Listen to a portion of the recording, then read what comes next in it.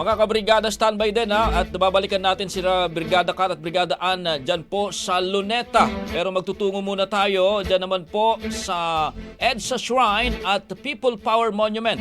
Dahil yung kilos protesta ng iba't ibang grupo kontra korupsyon.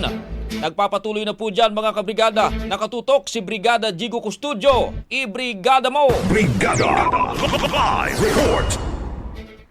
Nagpapatuloy hanggang sa mga oras na ito ang rally kontra korupsyon sa EDSA Shrine at dito sa People Power Monument na ikinasa ng iba't ibang grupo. Pasado alas 7 nang magsimula ang programa sa EDSA Shrine na ikinasa ng grupong Bagong Sambayanan sa pangunguna ni Eric Celis.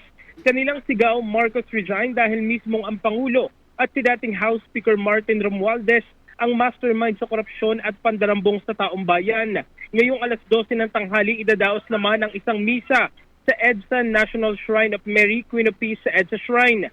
Pagkatapos ito ay magtitipon-tipon na sila at bandang alauna ng hapon mamaya ay magmamarcha na sila papunta dito sa EDSA People Power Monument sa Quezon City.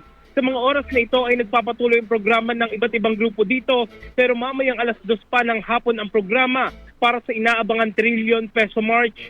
Samantala, nakikiisa rin sa laban kontra korupsyon ng mga motorista sa pamamagitan ng pagbusina. Abiso naman sa mga motorista na sarado na ang isang linya sa EDSA White Plains dahil dito nakaset up ang stage para sa programa mamaya.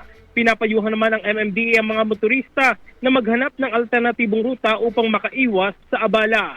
Live mula dito sa EDSA People Power Monument, in the heart of changing lives. Ako, si Brigada Jigo Custodio ng 105.1 Brigada News of Manila, the Mississippi News Authority. Ang bahaging ito ay hatid sa atin ng Maxan Mangosteen Santon Coffee. Max Healthy, Max Sarap.